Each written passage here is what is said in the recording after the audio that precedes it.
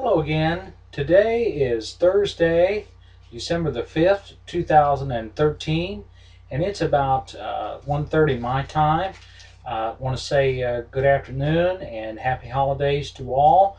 Appreciate your time and hope everyone is enjoying their time with family and friends and the loved ones that they hold dear. Wanted to talk about a couple of things. This is video number 4 of 4. I wanted to reach out to the family of Paul Walker, who over the Thanksgiving weekend died tragically in a one-car vehicle accident with a longtime friend and business partner, Roger Rhoda. My heart goes out to the Walker family and to his daughter, Meadow. I'm so very sorry, hon. It there's no rhyme or reason for it, but you need to know and understand that your daddy is in a far better place, and I know for a fact that he loved and cared about you very much, and loved and cared very much for his family. And they say that God Himself puts angels on heaven, specific angels from heaven, in order to protect and preserve the posterity for the future. And I have no doubt that Paul William Walker the Fourth, rather, was such an angel. And it's very tragic. There's no rhyme or reason for this thing to have happened. And as I said, my heart goes out to the Walker family and also to Mr. Rhoda's family. Clearly, the man knew what he was doing when it came to driving cars, and apparently both men knew what they were doing when it came to driving cars. But you, I guess, go to the well once too often, and they went to the well apparently once too often, and on this time around, it cost. And the question, though, is, and has to beg the question, there's been a lot of speculation. Was it mechanical failure? Was it vehicle failure? Was it driver error? Was it weather? Was it road conditions? Uh, just all kinds of questions that I have no doubt will be answered over the next few weeks and months and frankly years to come.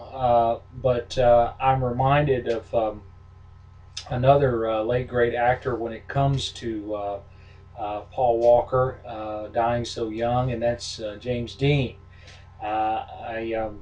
James Dean was a lover of fast cars and even faster women, but he died tragically, as most of you all know, if I'm not sure all of you know, in an automobile accident himself.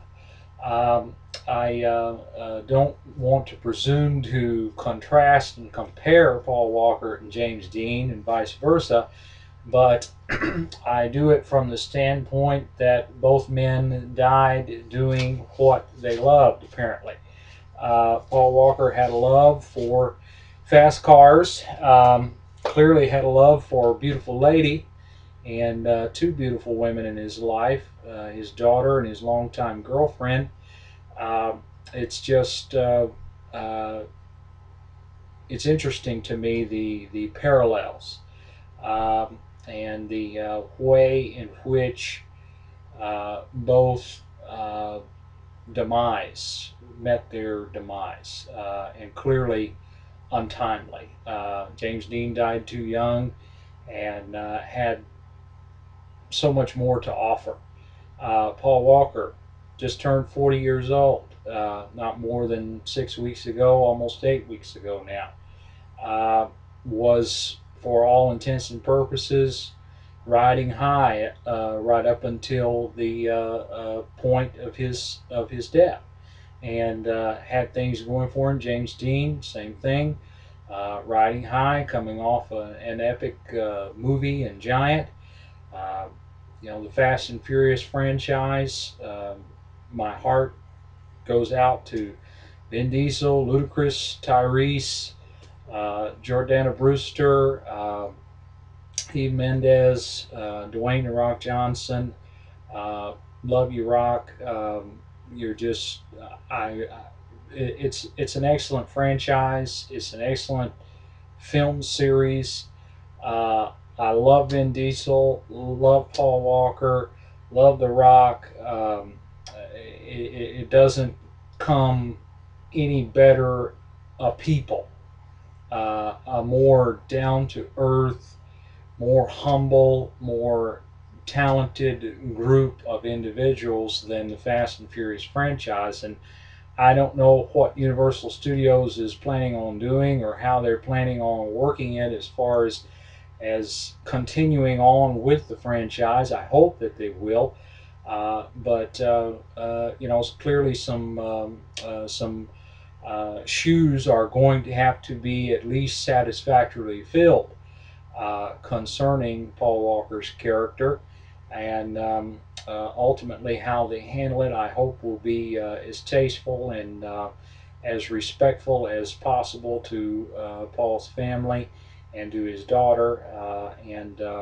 I appreciate all of the recognition that they have gone through in order to be as respectful as possible during this time of mourning. It most certainly can't be easy so close to the holidays, especially Christmas time. Like all families all over the world, I'm sure that the Walker family was looking forward to sitting down and breaking bread together and coming together again. Apparently, they were a very close knit family anyway, and always look forward to seeing one another and spending time with one another. And as I understand it, his brothers, Paul's brothers, are taking extremely hard. His mother and father, same way.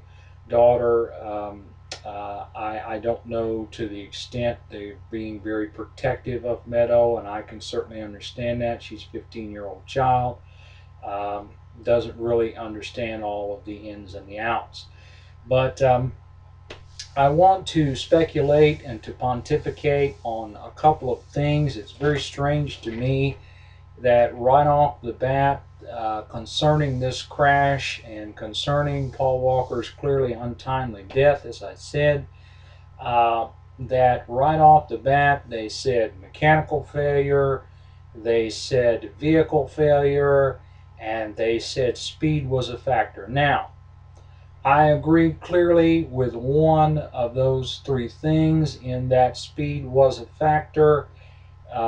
There's elements or been eyewitness accounts rather of the fact that the vehicle in question was racing, was street racing, and was involved in a situation where they were racing with another vehicle and ran some red lights, ran some stop signs, going anywhere from 80 to 100 miles an hour in a 45-mile-an-hour speed zone. The other thing was the fact that apparently Roger Rhoda and Paul Walker were on the way to a Reach Out worldwide event, Paul Walker's charity, Row, and that they were running late, and that speed played a factor. I understand that. Speed kills. But to say that it's mechanical error or that it's vehicular error is, with all due respect, for crap.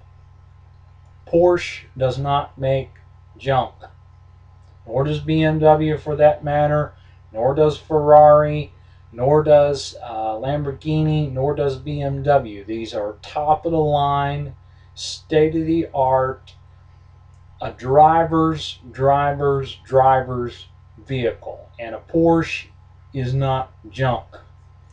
And right off the bat, Porsche came out, the powers that be with Porsche Corporation, right off the bat, the minute that they heard that this happened and that rumors abounded that it was vehicular failure, Porsche said, no, no, our vehicles are not junk. They do not fall apart. We do not have vehicular error. There is no such thing in our vocabulary of manufacturing. We do not make error.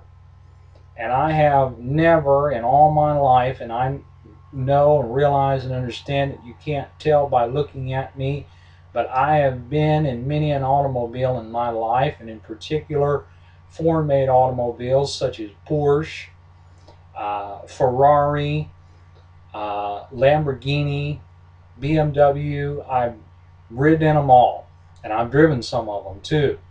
And I can tell you for a fact, straight up, that there's no mechanical error. These are perfectly well built, well defined machines.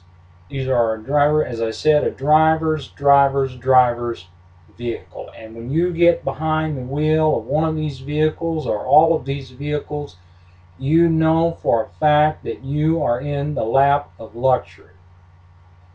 You are in the lap of luxury, and there is no question that when you put the key in the ignition and you hit the starter button, that vehicle, whatever it is, in this case Porsche, is going to light up. And it's going to take off. It's built for speed, it's built for comfort, it's built for fun. And it's built in order so that whoever's driving it, man, woman, or child of age, when they get behind the wheel of that vehicle, they feel they've never felt better in all their life. And right off the bat, Porsche said, "Sorry, on this one you're wrong. Not only are you wrong, you're dead wrong. And we're going to, in order to satisfy the world, we're going to send our best people to Los Angeles, California, to Hollywood, California, to the Santa Clarita area, Santa Clarita, California, where the accident itself occurred. We're going to send our best people, the best people that we have. We're going to send these people over from Europe, and they are at your disposal. They are at your service. But we will tell you definitively, based on our evidentiary and our fact knowledge and know-how in the area of vehicle manufacturing, that our vehicle was not at fault." Right off the bat, before a hard word one was said by Porsche Corporation, they said, "We're on this." Okay? And we're going to prove for a fact that our vehicle was not at fault. So then that brings us to mechanical error. Apparently the vehicle was stored and kept and maintained in a garage that Roger Rhoda and Paul Walker co-owned. Roger Rhoda managed, I guess, business-wise, Paul Walker's affairs. They were good buddies, racing buddies, longtime friends, came up together, developed a friendship, love out of cars, and working on cars, and particularly fine automobiles like a Porsche. Okay? So Roger Rhoda himself, longtime race car driver, don't necessarily know if he was the best in the world, but apparently he drove the best of vehicles. So therefore he's going to know what's going on. And apparently the vehicle in question he himself owned. It was his vehicle. And it was housed in him and Paul Walker's garage. And maintained apparently by paid mechanics on their staff. So then we come down the line, well, who last worked on the vehicle? When was the last oil change? When was the last once-over service? What happened? Okay? What was worked on?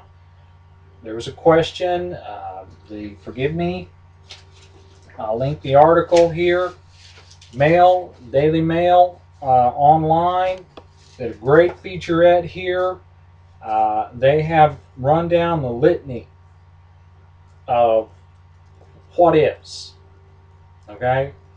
Apparently, a little bit before the point of impact, And ultimately, where Paul Walker and Roger Rhoda would lay, there was a leaky substance, possibly steering fluid. They don't know.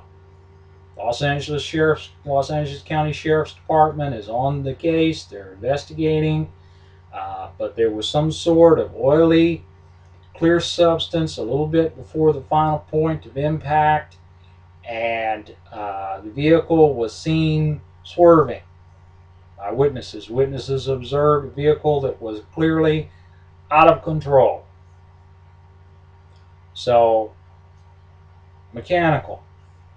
Who are the mechanics working in Roger Rhoda's and Paul Walker's shop? What kind of people we got? What's the integro? Okay, is there question of integro? What's going on? Who you got working up in here? And then we come down to what I will call out and out murder.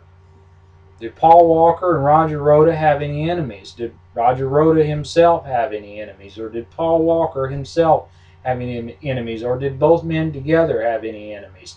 Somebody have something against Roe. You know, the work that Paul Walker was doing with Reach Out Worldwide, was there a problem with Roe? So therefore, if there's a problem with Roe, then there's a problem with Roger Rhoda and Paul Walker. So let's knock them off. These are some questions that I would like an answer to. And I hope other people will join with me and pose likewise and get to the nit grit. Because the fact of the matter is this: no matter how you slice it, no matter how you dice it, no matter how you set it up, the fact remains that Paul William Walker IV is dead. And he's dead for no good and or apparent reason. And he died way too soon. Just like James Dean. He died way too soon. And that is the tragedy in that, because despite whatever, Paul Walker was an excellent actor. An excellent actor. Been acting a long time, since he was a kid. Came up through the Mouseketeer Club, the Mickey Mouse Club, with Christina Aguilera, Britney Spears, Justin Timberlake, different ones.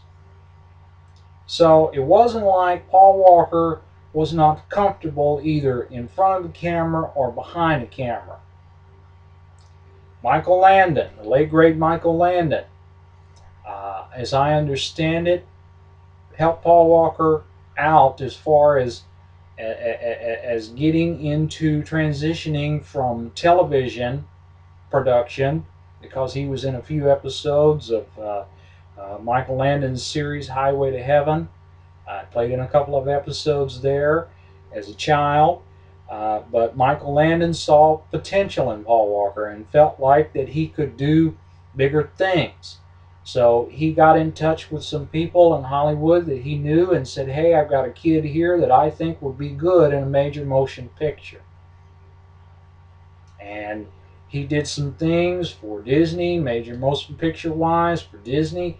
And as he got older, he did Varsity Blues, Into the Blue, and then, of course, transitioned to Fast and Furious franchise. So it ultimately would be a movie franchise. But Michael Landon saw potential in Paul Walker, and he said, hey, kid, I want to help you. I think you got what it takes. I think you can be and are and will be an excellent actor. So let me see what I can do to help you. But the point being is that Paul Walker died way too soon, and he died for no good reason. What that reason is, or was, or will be, remains to be seen. Again, my thoughts and my prayers are with the Walker family. They're with the Fast and Furious franchise, Universal Studios. God bless you. I wish you nothing but the best, and I'm deeply and humbly sorry as I can be, and I will pray to the God of my choice for his eternal, Paul Walker's eternal rest and peace. And that's all I have to say. Thank you.